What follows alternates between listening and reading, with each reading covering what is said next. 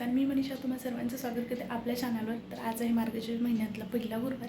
आत्ता वाजले सकाळचे 9. तर माझ्या घरातली सगळी कामं जी आहेत ती आवरून झालेली आहेत आणि पूजा वगैरे तर मला मांडायची होती, पण आता उशीर झालेला आहे थोडासा, त्यामुळे पूजा वगैरे मी दुपारी मांडेल. आणि आता मला ऋतूसाठी आणि ऋतूच्या पप्पांसाठी जो आहे तो नाश्ता बनवायचा आहे. तर मी आज नाश्त्यामध्ये काही विशेष सिंपल अशी चपाती भाजीच बनवणार आहे, कारण म्हणजे कसं दुपारी पण मला वेळ भेटेल पूजा वगैरे करण्यासाठी.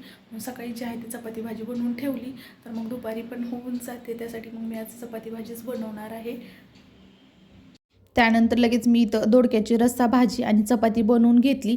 रस्सा भाजी आणि चपाती बनवून ठेवल्यानंतर दुपारी फक्त मला जो आहे तो कुकर लावायचा होता आणि असं करत करत मला 12 वाजले. त्यामुळे पूजा मी संध्याकाळी करायचं ठरवलं आणि इथं माझी जे 4 ते 5 वाजले असतील तर पूजेची सगळी तयारी करून ठेवली.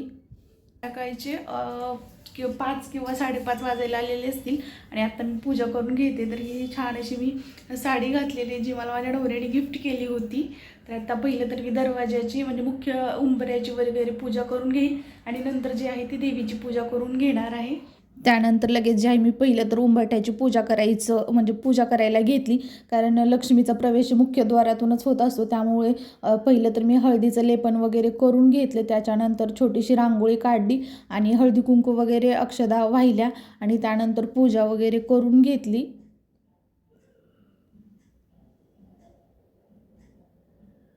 तर मला सर्व गोष्टी करत करत आहे ते 5 वाजले होते, कारण मग ऋतू पण तेवढ्या वेळात उठला आणि त्याला उठल्याबरोबर तर मला काहीतरी खायचं ते असतं, मग त्याला जे खायला ते दिलं आणि त्याच्यानंतर मग जी आहे ती मी पूजा करायला सुरुवात केली. आणि इथं मग मी पूजेची मांडणी करायला सुरुवात केली. पहिलं तर मी जी आहे ती जिथं मला पूजा मांडायची होती तिथली फरशी वगैरे मी स्वच्छ करून घेतली आणि सकाळी जी दररोजची माझी देवपूजा असते ती मी सकाळीच करून घेतली होती. त्यानंतर मग त्या जागेवर स्वस्तिक काढली, स्वस्तिकला हळदी कुंकू वगैरे वाहिलं आणि त्यानंतर मग जी आहे ती मी पूजेची मांडणी करायला सुरुवात केली. तर इथं मी एक पाट घेतला आणि त्याच्यावरती जे आहे ते असं लाल वस्त्र अंथरलं. तर मला जशी माहिती आहे तशी मी पूजा करायचं ठरवलं, कारण आमच्या घरी सासरी आणि माहेरी पण अशा पद्धतीने जी आहे ती पूजा केली जाते. तर पूजेची मांडणी करताना पहिलं तर मी जे आहे ते अक्षदा ठेवला, त्याच्यावरती जो आहे तो मला कलश ठेवायचा होता आणि नंतर ज्या आहेत ते दोन्ही समया जी मी ठेवल्या आणि त्या पण लावून घेतल्या.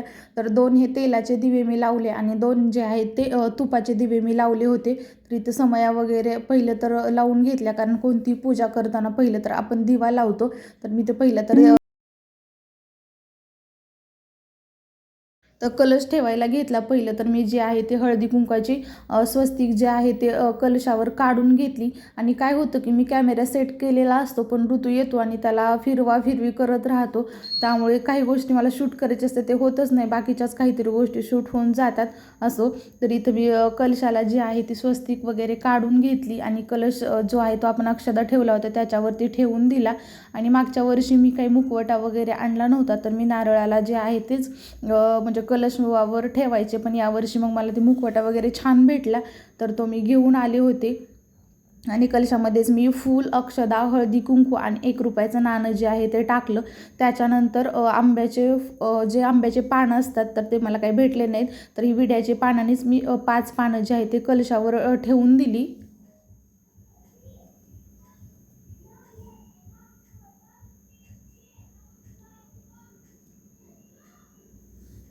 आणि त्याच्यानंतर त्याच्यावरती जो आहे तो कलशावर मी जी प्रतिमा आणली होती महालक्ष्मीची ती ठेवून दिली. आणि छोटंसं वस्त्र पण मी काल घेऊन आले होते ते पण ठेवलं.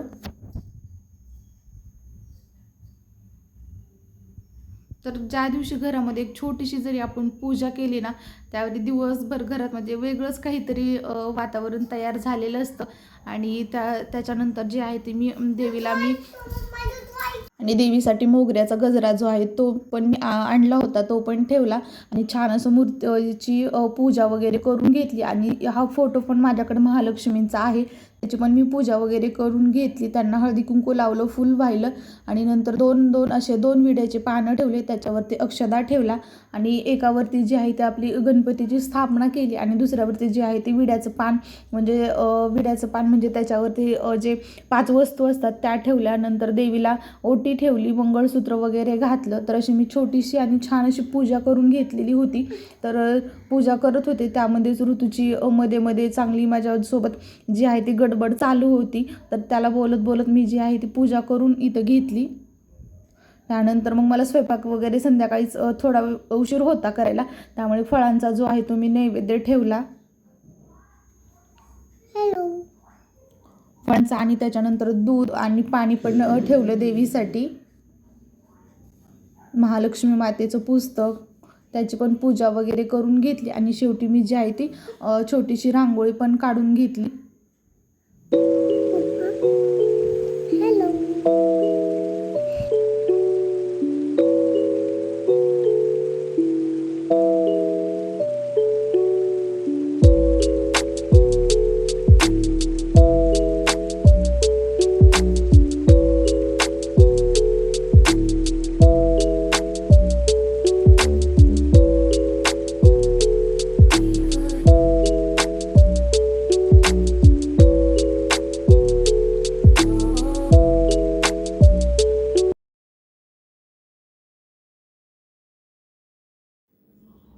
त्यानंतर लगेच मी धूप अगरबत्ती जी आहे ती लावली आणि लगेच मी कहाणी वाचायला घेणार होते. तर आत्ता पूजा केली, मग म्हटलं की लगेच कहाणी वगैरे वाचून घेऊयात, मग नंतर लगेच स्वयंपाक वगैरे करता येतो. मग कहाणी वगैरे वाचून मग स्वयंपाकाला लागणारच होते. मग लगेच देवी म्हणजे जी पण माझी फुलं ठेवायची राहिली होती ती फुलं वगैरे मी देवीला जे आहेत ते वाहून घेतली आणि इथं माझी छान अशी पूजा वगैरे झाली होती. तर मी जे काम करेल ते आमच्या ऋतूला करायचं असतं, तर मी इथं अगरबत्ती लावत होते. तर त्याला पण जी आहे ती अगरबत्ती लावायची होती. पण अशा वेळेस ना खूप मुलांना सांभाळावं लागतं, त्याच्यामुळे मी काय करते की जेव्हा पण पूजा वगैरे दिवे वगैरे चालू असतात तेव्हा शक्यतो ऋतू इकडं येणार नाही याची काळजी घेते. कारण तो काय करतो, माझं काहीतरी बघितलं की त्याने आता मी अगरबत्ती वगैरे लावते तर त्याला ते तशीच लावायची असते. त्यामुळे मुलांकडं लक्ष देणं खरंच खूप गरजेचं असतं. त्यामुळे मी जे कधी पण काम करायचं ठरवते की कधी कधी यावेळेत हे काम करायचं तर ते माझ्याकडून होत नाही, पण मी प्रयत्न तर करत असते की काम वेळेत व्हावं. आणि माझी छान अशी खूप सुंदर अशी पूजा झालेली होती. एवढं छान सुंदर आणि देखणं रूप जे आहे ते देवीचं दिसत होतं. त्यानंतर मग मी जे आहे ते ऋतूला सोबत घेतलं आणि पूजा वाचायला म्हणजे कहाणी वाचायला जी आहे ती सुरुवात केली. तर त्याच्यामध्ये बडबड चालू होती की मी जे वाचेल तर तो पाठीमागं म्हणत होता आणि नंतर म्हटला की मला तुझ्याजवळ येऊन कहाणी ऐकायची आहे. तर मला माझ्याजवळ घेऊन मग मी ती कहाणी पूर्ण वाचली आणि त्याच्यानंतर लगेच जी आहे ती आरती पण करून घेतली. मी आरती करत होते आणि ऋतू माझा घंटा वाजवत होता. तर त्याला देवाचं काही गोष्टी मी करत असेल तर करायला खूप आवडतं. आणि त्याच्यानंतर मी जो आहे तो स्वयंपाक करून घेतला. फोडणीचं वरण केलं, म्हणजे कांदा लसूण विरहित मला सगळा स्वयंपाक करायचा होता. चपाती आणि ही जी आहे ती करडईची भाजी सुकी करून घेतली आणि गोडाच्या नैवेद्यासाठी मी जी आहे ती तांदळाची खीर बनवणार होते. त्यासाठी मी जे आहे ते तांदूळ 15 ते 20 मिनिट पाण्यात भिजत ठेवले होते आणि तेच जे आहे ते मी मिक्सरला वाटून घेतले लगेच. आणि त्या तांदळामध्येच मी 4-5 काय ते बदाम आणि काजू जे आहे ते त्याच्यामध्येच वाटायला टाकले. झटपट अशी खीर बनली जाते. तर इथं मी मिक्सरला बारीक करून घेतलेच बनवणार होते आणि थोडंसं परतून घेतलं 2 चमचे त्याच्यानंतर लगेच जे वाटण तांदळाच्या आसपास बदाम दूध टाकलं असेल तर इथं अशी घट्टसर खीर बनायला लागली होती. त्याच्यानंतर मी जे आहे ते 4 ते 5 चमचे साखर जी आहे त्याच्यामध्ये ॲड केली आणि शेवटी 2 ते 4 विलायचीची पूड बनवली आणि ती पण टाकली. विलायचीमुळं जे आहे ते फ्लेवर खूप छान येतो. आणि शेवटी मी जे आहे ते अशा प्रकारे थोडेसे आणखीन काजू आणि बदाम जे आहे ते खिसून टाकते. तर मी खिसूनच टाकते कारण ऋतू पण खातो आणि मग ते अडकायला नको, त्यासाठी मी प्रेफर करते की मी खिसूनच टाकेल. आणि इथं थोडासा माझ्याकडे जे आहे ते मसाला, दूध बनवायचा जो मसाला होता तो पण मी जो आहे तो ॲड केला आणि छान अशी टेस्टी खीर बनलेली होती. त्याच्यानंतर देवीला जो आहे ते नैवेद्य वगैरे मी दाखवला.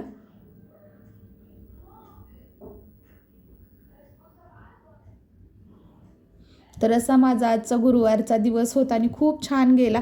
व्हिडिओ आवडला तर व्हिडिओला नक्की लाईक शेअर आणि कमेंट करा.